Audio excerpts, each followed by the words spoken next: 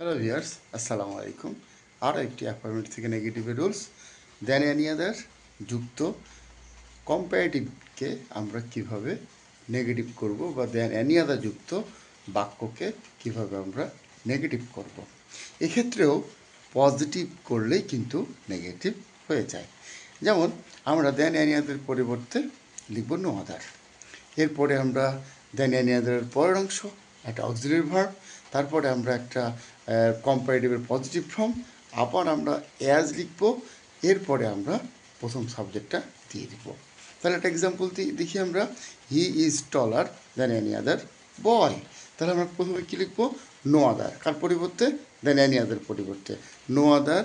এরপরে than any other পরের অংশ কী আছে? বয়। তো নো আদার বয়, এটা অক্সিলারি ভার্ব ইজ, অ্যাজ টলারের সমান টল, আবার অ্যাজ, প্রথম subject he. No other boy is as tall as